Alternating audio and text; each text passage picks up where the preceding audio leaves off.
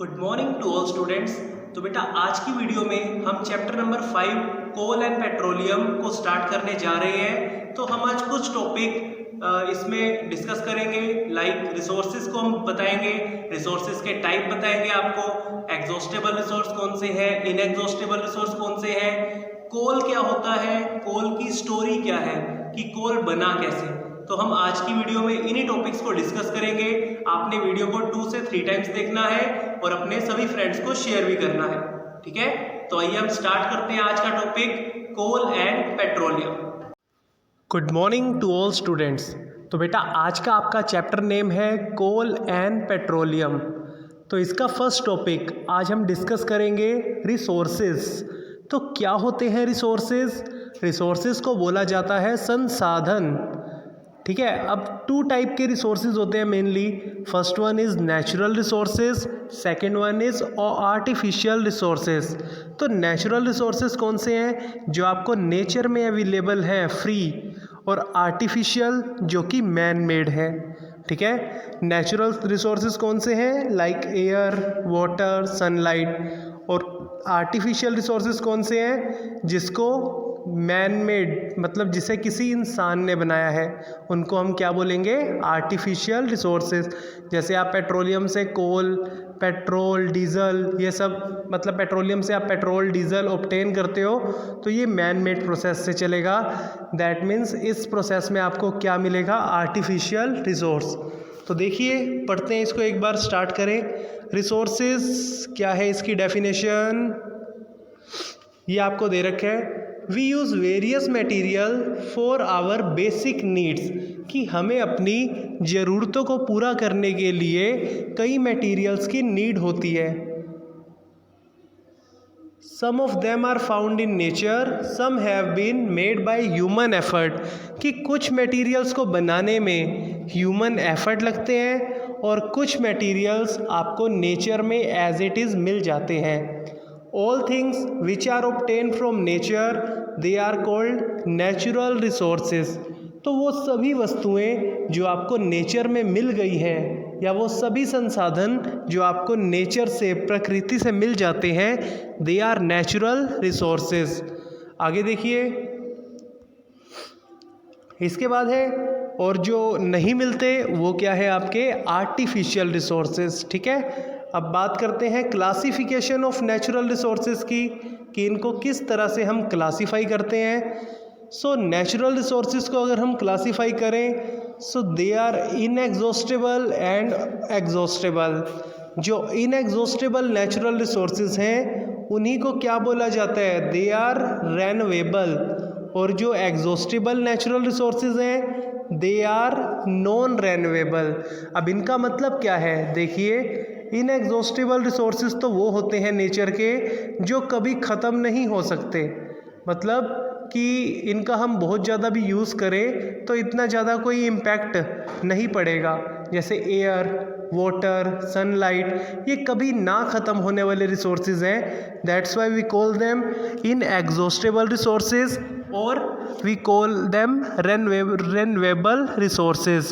So these are those sources which are available in unlimited quantity in nature, जो nature में unlimited quantity में पाए जाते हैं, ठीक है। These can not exhaust bye human activities, कि ये इतना ज़्यादा इन पे प्रभाव नहीं पड़ता ह्यूमन एक्टिविटीज़ का। तो इनका एग्जाम्पल है एयर, वाटर एंड सनलाइट। तो दूसरी तरफ अगर हम बात करें हमारे नॉन रेन्यूएबल यानी कि एग्जॉस्टेबल रिसोर्सेज की, एग्जॉस्टेबल कौन से रिसोर्स हैं? हमारे नॉन रेन्यूएबल। और इनएग्जॉस्टेबल कौन से होते हैं? रेन्यूएबल।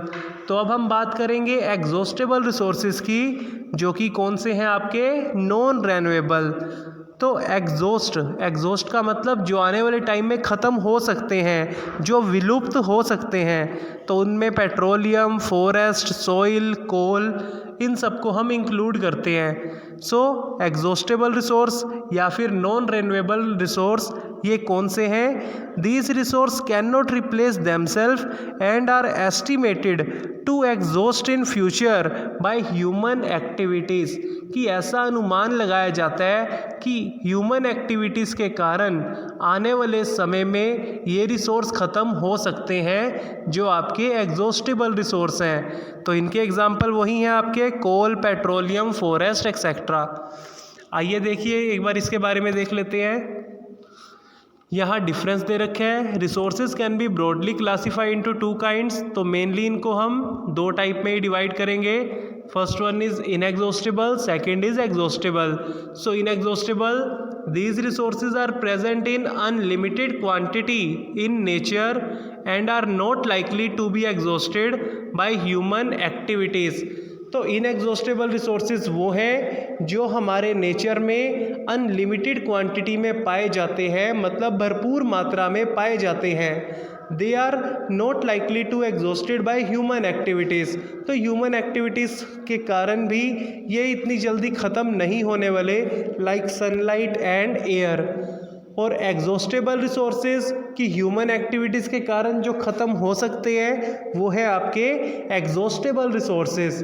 तो देखिए इसमें क्या है, the amount of these resources in nature is limited, कि जो एग्जॉस्टेबल रिसोर्स हैं इनका अमाउंट नेचर में लिमिटेड है, ये पहले से ही थोड़े हैं। They can be exhausted by human activities, कि ह्यूमन एक्टिविटीज़ के द्वारा यानी कि मनुष्य क्रियाकलापों के द्वारा ये आने वाले समय में ख़त्म हो सकते हैं। For example forest, wild life, minerals, coal, petroleum, natural gas etcetera, this all are the example of exhaustible resources.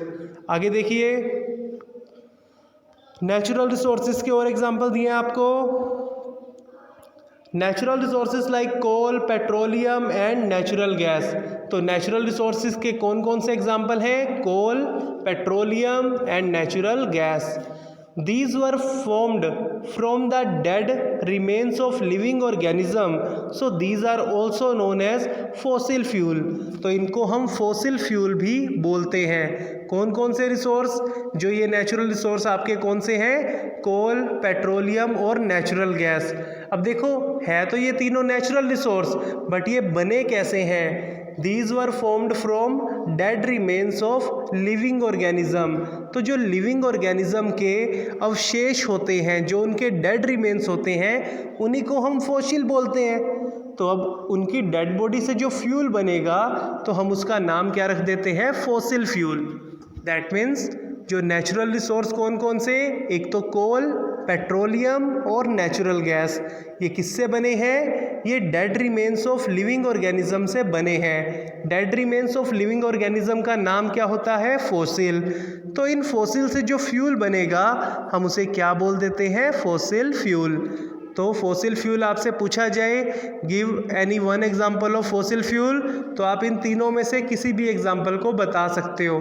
हमारे पास कोल भी एक फॉसिल फ्यूल है, हमारे पास पेट्रोलियम भी एक फॉसिल फ्यूल है और नेचुरल गैस भी फॉसिल फ्यूल है। नेचुरल गैस कौन सी है? Like CNG, LPG, these are natural gases. इसके बाद देखिए अब बात करते हैं हम कोल की, जो कि है कोयला। देखा है आपने, मूवीज़ में देखते हो कोयला, गुंडे मूवी में देखा आपने, गदर मूवी में देखा। गदर मूवी में तो आपने यहाँ तक देखा कि ट्रेन चलाई जा सकती है कोयले से। तो पुराने समय में लोग अपने घर में खाना बनाने के लिए भी कोयले का यूज़ करते थे, और साथ साथ जैसे जो ट्रेन्स वगैरह चलती थी, ट्रेन्स चलाने के लिए भी कोयले का यूज़ किया जाता था, कोल का। यानी कि कोल से पहले स्टीम बनाई जाती थी और स्टीम से इंजन चलाया जाता था। तो पढ़ते हैं चलिए कोल के बारे में। तो क्या है coal? It is hard as stone and is black in colour, कि ये पत्थर की तरह कठोर होता है और इसका कलर कैसा होता है? Black. Coal is one of the fuel use to cook food. Coal एक ऐसा फ्यूल है जिसका यूज़ हम खाना बनाने के लिए भी करते हैं। मतलब पुराने समय में, गांव में तो अभी भी करते हैं इसका, बट पुराने समय में लोग कोयले से ही अंगीठी वगैरह जला लेते थे, चूल्हा वगैरह जलाते थे, तो इससे फिर खाना बनाया जाता था। Earlier it was used in railway engine to produce steam to run the engine. पुराने समय में लोग क्या करते थे, इसका यूज़ होता था रेलवे इंजन में। इससे पहले स्टीम प्रोड्यूस की जाती थी और उस स्टीम की हेल्प से इंजन को दौड़ाया जाता था। It is also used in thermal power plant to produce electricity. अब देखो कई पावर प्लांट होते हैं, वैसे ये मेनली इन पावर प्लांट में क्या होती है, इलेक्ट्रिसिटी प्रोड्यूस। जैसे आप बात करते हो hydro electric power plant, hydro का मतलब है वाटर, तो हाइड्रो इलेक्ट्रिक पावर प्लांट में पानी से बिजली बनाई जाती है। और थर्मल इलेक्ट्रिक पावर मतलब थर्मल पावर प्लांट में कोयले से बिजली बनाई जाती है। मतलब कोयले को गर्म करके पहले स्टीम प्रोड्यूस होगी और उस स्टीम से आगे इलेक्ट्रिसिटी की फॉर्मेशन की जाती है। So coal is also used as fuel in various industries. तो कई इंडस्ट्रीज़ हैं जहाँ पे कोल का यूज़ होता है। आगे देखिए स्टोरी पढ़ते हैं हम कोल की। देखो क्या स्टोरी है कोल की। About 300 million years ago the earth had dense forest in low lying wetland areas. कि आज से 300 मिलियन साल पहले अर्थ पे घने विशाल जंगल हुआ करते थे। कहाँ पे, इन लो लाइंग वेटलैंड एरिया। तो वेटलैंड एरिया या मार्शी लैंड, इसका मतलब होता है दलदली इलाके, मेनली वहाँ पे होते थे। ड्यू टू नेचुरल प्रोसेसेस, अब नेचर में जो कुछ प्रोसेस हुए, यानी कि अब नेचुरल कैलामिटीज़ भी बोल सकते हो, प्राकृतिक आपदा, लाइक फ्लूडिंग, बाढ़ का आना, the forest got buried under the soil. तो ये फॉरेस्ट जो थे ये सोइल के नीचे चले गए। एज मोर सोइल डिपॉजिटेड ओवर देम, और ज़्यादा से ज़्यादा सोइल इनके ऊपर इकट्ठी होती गई।